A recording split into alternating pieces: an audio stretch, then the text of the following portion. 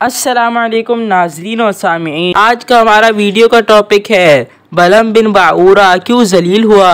इस वाक़ये को कुरान करीम ने इन अल्फाजों में बयान किया है। सूरह अल-आराफ आयत नंबर 175 और 76 में अल्लाह ताला फरमाता है, और ए महबूब उन्हें इसका अहवाल सुनाओ जिसे हमने अपनी आयतें दी तो वो उनसे साफ निकल गया, तो शैतान उसके पीछे लगा तो गुमराहों में हो गया, और हम चाहते तो आयतों के सबब उसे उठा लेते, मगर वो तो ज़मीन पकड़ गया और अपनी ख्वाहिश का ताबे हुआ, तो उसका हाल कुत्ते की तरह है।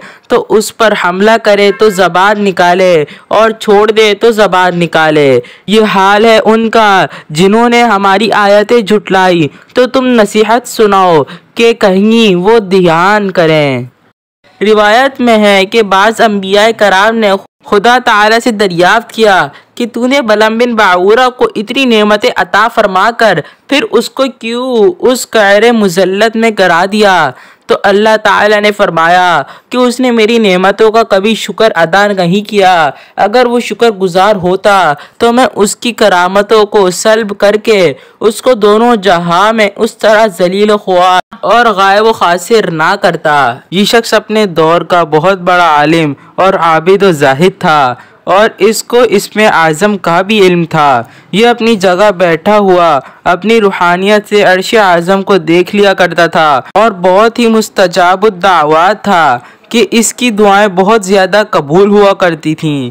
उसके शागिर्दों की तादाद भी बहुत ज़्यादा थी। मशहूर ये है कि उसकी दरसगाह में तालिब इल्मों की दवातें 12,000 थीं। हज़रत मूसा अलैहिस्सलाम कौम जब्बारीन से जिहाद करने के लिए बनी इसराइल के लश्करों को लेकर रवाना हुए, तो बलम बिन बाऊरा की कौम उसके पास घबराई हुई आई और कहा कि हज़रत मूसा अलैहिस्सलाम बहुत ही बड़ा और निहायत ही ताकतवर लश्कर लेकर हमलावर होने वाले हैं, और ये चाहते हैं कि हम लोगों को हमारी ज़मीनों से निकाल कर ये ज़मीन अपनी कौम बनी इसराइल को दे दें। इसलिए आप हज़रत मूसा अलैहिस्सलाम के लिए ऐसी बद्दुआ दीजिए कि वो शिकस्त खाकर वापस चले जाएं। आप चूँकि मुस्तजाबुद दावात हैं, इसलिए आपकी दुआ ज़रूर कबूल हो जाएगी। ये सुनकर बलम बिन बाऊरा काँप उठा और कहने लगा कि तुम्हारा बुरा हो, खुदा की पनाह। हज़रत मूसा अलैहिस्सलाम अल्लाह अज़्ज़ा वजल के रसूल है, और उनके लश्कर में मोमिनों और फरिश्तों की जमात है। उन पर भला मैं कैसे और किस तरह बद्दुआ कर सकता हूँ। लेकिन उसकी कौम ने रो रो कर और गिड़गिड़ा कर उस तरह इसरार किया कि उसने ये कह दिया कि इस्तिखारा कर लेने के बाद अगर मुझे इजाज़त मिल गई तो बद्दुआ करूँगा। मगर इस्तिखारे के बाद जब उसको बद्दुआ की इजाज़त नहीं मिली तो उसने साफ साफ जवाब दे दिया कि अगर मैं बद्दुआ करूँगा तो मेरी दुनिया और आखिरत दोनों बर्बाद हो जाएगी। उसके बाद उसकी कौम ने बहुत से गिरा कदर हदिये और तहाइफ उसकी खिदमत में पेश कर कर बेपना इसरार किया, यहाँ तक कि बलम बिन बाऊरा पर हर्ज और लालच का भूत सवार हुआ, और वो माल के जाल में फंस गया और अपनी गधी पर सवार होकर बद्दुआ के लिए चल पड़ा। रास्ते में बार बार उसकी गधी ठहर जाती और मुंह मोड़कर भाग जाना चाहती थी, मगर ये उसको मार मार कर आगे बढ़ता रहा, यहाँ तक कि गधी को अल्लाह ताला ने गोयाई की ताकत अता फरमाई, और उसने कहा कि अफसोस ए बलम बिन बाऊरा, तू कहाँ और किधर जा रहा है। देख मेरे आगे फरिश्ते हैं जो मेरा रास्ता रोकते और मेरा मुंह मोड़कर मुझे पीछे धकेल रहे हैं। ए बलम तेरा बुरा हो, तो अल्लाह के नबी और मोमिनीन की जमात पर बद्दुआ करेगा। गधी की तकरीर सुनकर भी बलम बिन बाऊरा वापस नहीं हुआ, यहाँ तक कि हज़बान नामी पहाड़ पर चढ़ गया और बुलंदी से हज़रत मूसा अलैहिस्सलाम के लश्करों को बगूर देखा, और मालो दौलत के लालच में उसने बद्दुआएं शुरू कर दी। लेकिन खुदा अज़्ज़ा वजल की शान के वो हज़रत मूसा अलैहिस्सलाम के लिए बद्दुआ करता था, मगर उसकी ज़बान पर उसकी कौम के लिए बद्दुआ जारी हो जाती थी।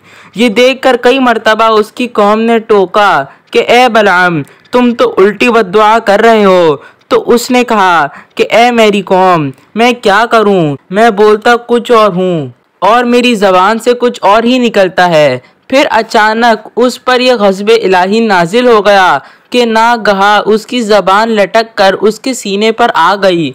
उस वक्त बलआम बिन बाऊरा ने अपनी कौम से रोकर कहा कि अफसोस, मेरी दुनिया और आखिरत दोनों बर्बाद और गारत हो गई।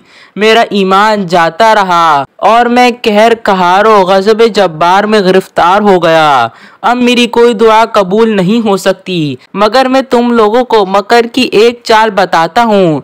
तुम लोग ऐसा करो तो शायद हजरत मूसा अलैहिस्सलाम के लश्करों को शिकस्त हो जाए। तुम लोग हजारों खूबसूरत लड़कियों को बेहतरीन पोशाक और जेवरात पहनाकर बनी इसराइल के लश्करों में भेज दो। अगर उनका एक आदमी भी जिना करेगा तो पूरे लश्कर को शिकस्त हो जाएगी। चुनाचे बलआम बिन बाऊरा की कौम ने उसके बताए हुए मक्कर का जाल बिछाया और बहुत सी खूबसूरत दोशीज़ाओं को बनाओ सिंगार करा कर बनी इसराइल के लश्करों में भेजा।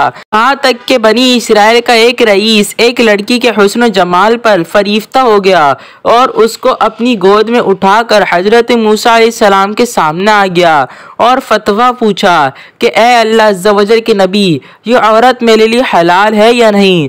आपने फरमाया कि खबरदार, ये तेरे लिए हराम है, फौरन उसको अपने से अलग कर दे और अल्लाह अज़्ज़ा वजल के अजाब से डर। मगर उस रईस पर गलबा शफ़क़त का ऐसा ज़बरदस्त भूत सवार हो गया, अपने नबी अलैहिस्सलाम के फरमान को ठुकरा कर उस औरत को अपने खेमे में ले गया और जिनाकारी में मशगूल हो गया। उस गुनाह की नहूसत का ये असर हुआ कि बनी इसराइल के लश्कर में अचानक ताऊन की वबा फैल गई और घंटे भर में 70,000 आदमी मर गए और सारा लश्कर तितर बितर होकर नाकाम नामुराद वापस चलाया, जिसका हजरत मूसा अलैहिस्सलाम के कल्ब मुबारक पर बहुत ही सदमा गुजरा। बलआम बिन बाऊरा पहाड़ से उतरकर मरदूद बारगाही इलाही हो गया। आखिरी दम तक उसकी जबान उसके सीने पर लटकी रही और वो बेईमान होकर मर गया। बलआम बिन बाऊरा की इस सरगुज़श्त से उन आलिमों और लीडरों को सबक हासिल करना चाहिए जो मालदारों या हुकूमतों से रकमें लेकर खिलाफ शरीयत बातें करते हैं और जानबूझकर अपने दीन और ईमान का सौदा करते हैं। देख लो बलआम बिन बाऊरा क्या था और क्या हो गया। उम्मीद है आपको आज की वीडियो पसंद आई होगी। जिंदगी रही तो फिर कल एक और वीडियो आपकी खिदमत में लेकर हाजिर होंगे। अल्लाह आपका हाफिज नासिर हो।